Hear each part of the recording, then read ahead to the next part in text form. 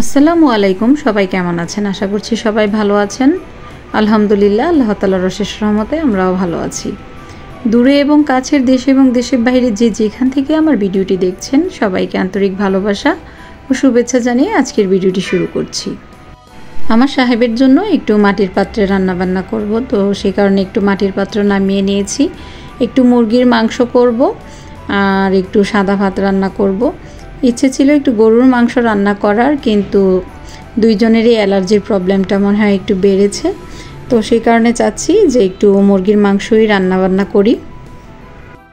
এখন তো ফাল্গুন মাস সামনে চলেই আসছে, তো ফাল্গুন মাসে কিন্তু একটু হয় কি যে শরীরটা কিন্তু একটু ঘোলায়, খারাপ লাগে, ইচ্ছে করে বেশি বেশি টক খেতে।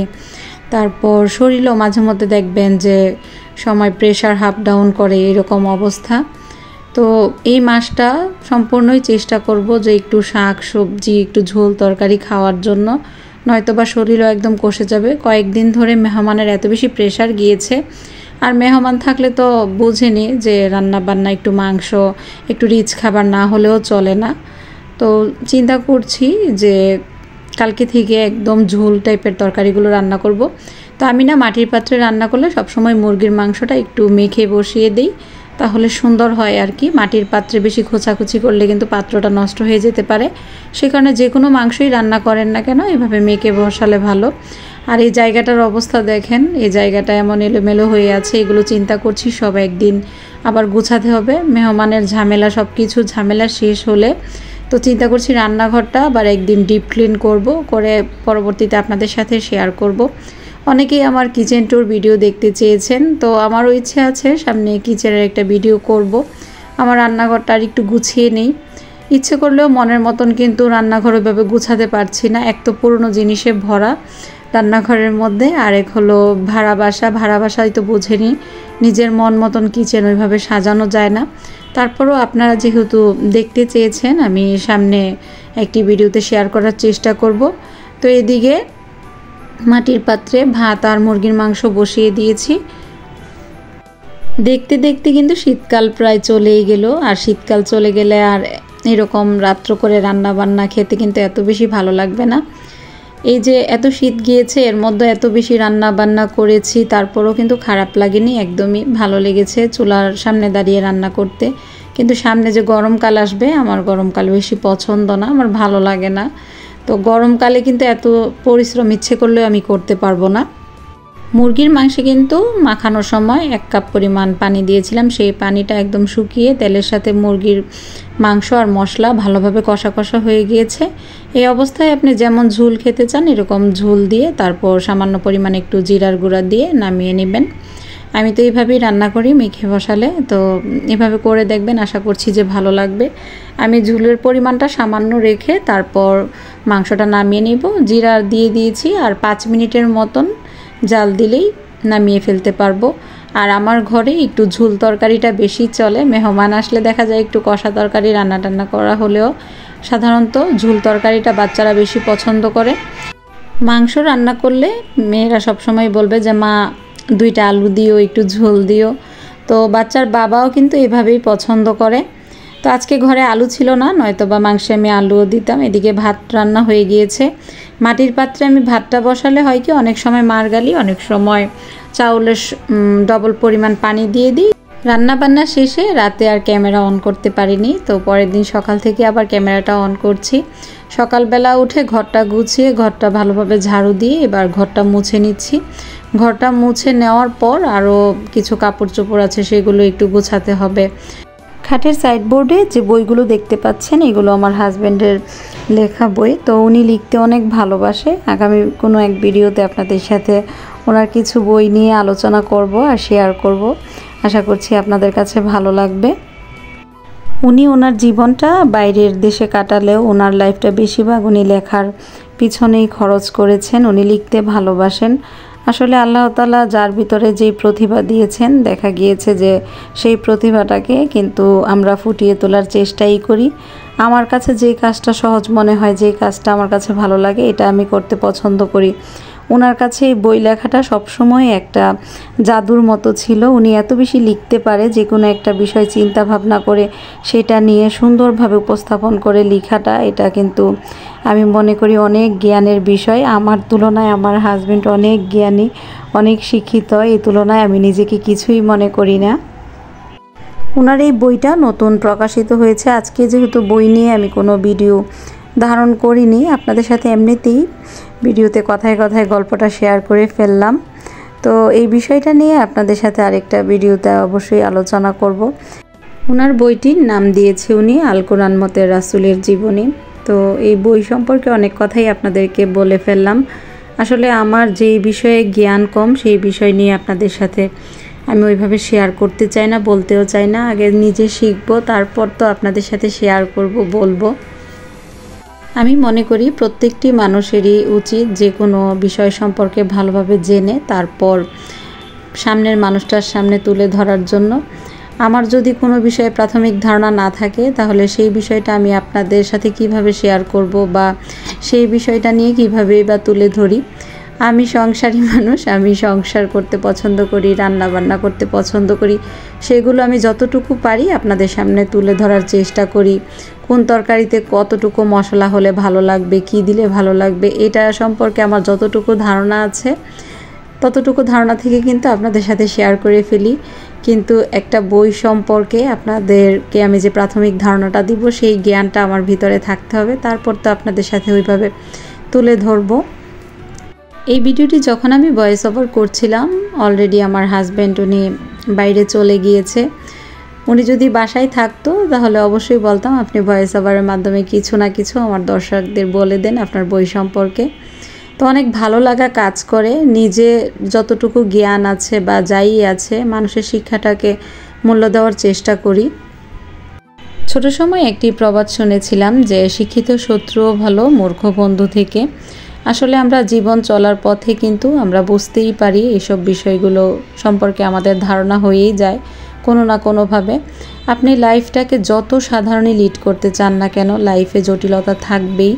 অনেক চেষ্টার পরেও কিন্তু লাইফে অনেক ধরনের জটিলতা ত্রুটি চলেই আসে। এটাই মনে হয় জীবনের বাস্তবতা। আর জীবনের বাস্তবতাকে মেনে নিয়েই চলতে হয়। আপনি যতই ইগনোর করতে চান না কেন, বাস্তব জীবন আপনাকে অনেক কিছু শিখিয়ে দিবে। ইগনোর করতে চাইলেও ইগনোর করতে পারবেন না। আসলে মা যতদিন বেঁচে ছিল পৃথিবীতে, পৃথিবীটা এত সহজ মনে হতো, কিন্তু মা মরে যাওয়ার পর থেকে বুঝি যে জীবনটা যে কত কঠিন। চাইলেই সব কিছু পাওয়া যায় না, চাইলেই মায়ের আদর পাওয়া যায় না। আপনি চাইলেই কাউকে বন্ধু বানাতে পারবেন না, চাইলেই কাউকে আপন মানুষ বানাতে পারবেন না। মায়ের সাপোর্ট যে কত বড়, এটা এখন মা নেই, মায়ের কষ্টটা, মায়ের অভাবটা বুঝি। এটা প্রতিটা সন্তানই বুঝে, শুধু আমি না। প্রতিটা সন্তানের কাছেই মা বাবা অনেক দামি। তবে মা বাবা যতটুকু আমাদের জন্য করে যায় না কেন, আমরা কিন্তু সন্তানেরা ততটুকু মা বাবাকে ফিরিয়ে দিতে পারি না। এটা কোনো সন্তানের পক্ষেই সম্ভব না। মা বাবা যেভাবে আমাদের জন্য ভাবে, আমরাও আমাদের সন্তানকে নিয়ে কিন্তু অনেক ভাবি, কিন্তু আমরা কি মা বাবার জন্য ততটুকু ভাবি? আসলে যদিও বলি আমরা, বাস্তবতাটা কিন্তু এমনই যে মা বাবার মতন করে আমরা কোনো দিনই ভাবতে পারবো না। কারণ মা বাবার ভালোবাসা হলো নিঃস্বার্থ ভালোবাসা। আমার আম্মু আমার হাজব্যান্ডের শিক্ষাটাকে অনেক বেশি প্রাধান্য দেয় আর মূল্যায়ন করে, আর ওনাকে আমার জীবনসঙ্গী হিসেবে পছন্দ করে। শত ব্যস্ততার মাঝেও না আমার হাজব্যান্ড লাখ লাখ টাকার পিছনে না ছুটে উনি ওনার প্রতিভাটাকেই সবসময় মূল্যায়ন করেছে। তো আমিও সবসময় ওনাকে এটার জন্য সব কিছুতেই আমি সময় দেওয়ার চেষ্টা করেছি। কোনো সময় আমি রাগ হইনি, বলিনি যে আপনি এত বেশি লেখার পিছনে কেন সময় দেন, বা এত বেশি আপনি ওই দিকে সময় দিচ্ছেন, আমাদেরকে কেন সময় দিচ্ছেন না, বাচ্চাদেরকে কেন সময় দিচ্ছেন না। কোনো সময় আমি এই কথাগুলো ওনার সাথে বলি না, কারণ আমি বুঝি যে ওনার ভিতরেই প্রতিভাটা আছে, আর উনি চেষ্টা করবেই যে সব সময় লেখার জন্য কোনো না কোনো মাধ্যমে ফুটিয়ে তোলার জন্য। তো যার ভিতরে যেই প্রতিভাটাই থাকুক না কেন, দেখবেন যে মানুষ কিন্তু চেষ্টা করে সব সময় যে তার প্রতিভাটা তুলে ধরার জন্য। আর আমার হাতের জন্য একটু বেজলিন নিয়ে নিয়েছি। আমার আঙুলের অবস্থাগুলো দেখেন, এই নীল পালিশ দিয়ে আমি এত বড় বিপদে পড়েছি। এখন ঘরে রিমুভার নেই যে তুলতেও পারছি না, তো মার্কেটে গেলে একটু রিমুভার নিয়ে আসবো।